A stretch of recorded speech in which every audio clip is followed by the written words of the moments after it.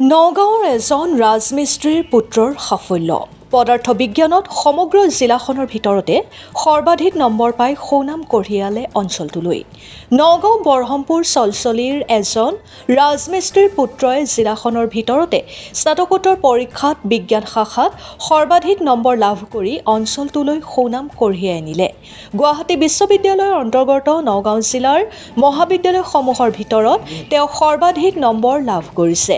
পিতৃ আব্দুল গফৰে অতি কষ্টৰে ৰাজমিস্ত্ৰী কাম কৰি পুত্ৰক পঢ়া শুনাত আগবঢ়াই লৈ গৈছিল।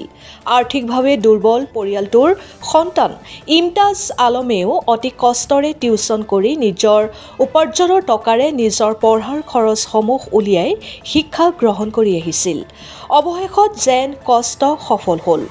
নগাঁও আনন্দৰাম ঢেকিয়াল ফুকন মহাবিদ্যালয়ত শিক্ষা গ্ৰহণ কৰা ইমতাজ আলমে এই বৰ্ষৰ স্নাতকোত্তৰ পৰীক্ষাৰ বিজ্ঞান শাখাত সমগ্ৰ নগাঁও জিলাৰ ভিতৰতে সৰ্বাধিক নম্বৰ পাবলৈ সক্ষম হয়। উল্লেখ্য যে ছাত্ৰজনে বিজ্ঞান শাখাৰ পদাৰ্থ বিজ্ঞানত 100ৰ ভিতৰত 100 নম্বৰ লাভ কৰিবলৈ সক্ষম হৈছে। ছাত্ৰজনৰ এই সাফল্যই অঞ্চলটোৰ লগতে সমগ্ৰ জিলাখনলৈ এক সুনাম কঢ়িয়াই আনিছে। ব্যুৰো ৰিপৰ্ট, বিহালী সংবাদ অসম। ধন্যবাদ।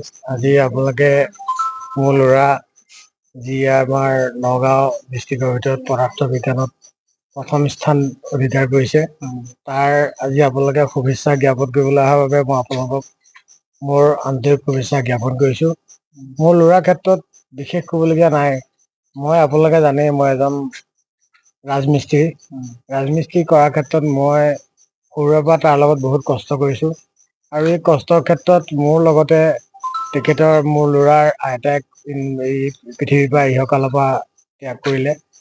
তেওঁ বহুত অৰিহণা আছিল। তাৰ উপৰিও মাতৃ মই বাহিৰত এনি টাইম বাহিৰত থাকোঁ।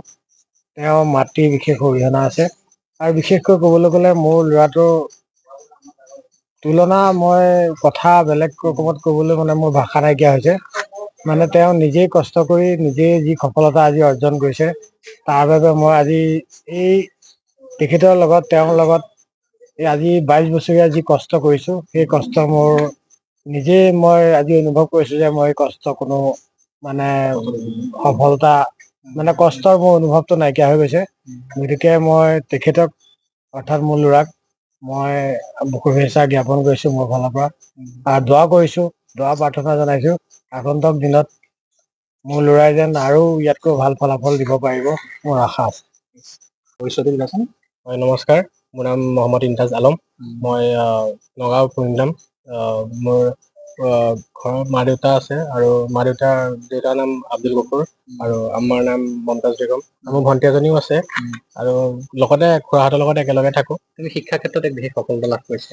পঢ়ি আছিলে কি সফলতা পালে? হয়, মই স্নাতকোত্তৰ বিভাগত পদাৰ্থ বিজ্ঞান বিভাগত যেতিয়া 2022 চনত যেতিয়া এডমিশ্যনত আৰম্ভ হৈছিলে, তাৰপিছৰ পৰাই যেতিয়া পদাৰ্থ বিজ্ঞান বিভাগত মোৰ আগৰ পৰাই আগ্ৰহ আছিলে যে কিবা এটা ভাল ফলাফল দেখুওৱা। ঠিক তেনেদৰে মই মাষ্টাৰ ডিগ্ৰীটো পদাৰ্থ বিজ্ঞান বিভাগতে পঢ়ি যাব বিচাৰিছোঁ। সেইদৰে তেনেকুৱা এটা ফলাফলে আপোনাৰ ক'বলৈ গ'লে মই বৰ্তমান আনন্দৰাম ঢেকিয়াল ফুকন মহাবিদ্যালয়ৰ পৰা বৰ্তমান পাছ আউট হৈছোঁ। কালি ৰিজাল্ট দিছে আৰু তাত যিটো 6th ছেমিষ্টাৰ ৰিজাল্ট 93%, এনে টোটেল এভাৰেজ 85% লৈ পেলাই উত্তীৰ্ণ হ'বলৈ সক্ষম হৈছোঁ। কিমান ঘণ্টা অধ্যয়ন কৰিলা? অধ্যয়ন কৰিবলৈ গ'লেতো মোৰ দেউতা বৰ্তমান ৰাজমিস্ত্ৰী কৰে। মই টিউচনো কৰিব লগা হয় ঘৰৰ এতিয়া টিউচন কৰি আহি পেলাই নিজে লোৱা টিউচন মই লওঁ আৰু আহি পেলাই মই নিজে পঢ়িবলৈ অলপ কষ্ট হয়। নিজা খৰচটো নিজে উলিয়াব লগা হয় আৰু টাইমটো অলপ মেনেজমেণ্টটো দিগদাৰ হয়। কেতিয়াবা ৰাতিপুৱা সোনকালে উঠি পেলাই টিউচন ল'ব লগা হয় আৰু ৰাতি আনটালৈকে পঢ়ি পেলাইও টিউচন কৰি পেলাই আহি পেলাই পঢ়িব লগা হয়। টাইমটো মেনেজমেণ্ট অলপ দিগদাৰ হয়। সেইবোৰ তেনেকৈ টাইম উলিয়াই পেলাই পঢ়ি পেলাই এনেকুৱা এটা ফলাফল কৰিবলৈ অৰ্জন হৈছোঁ।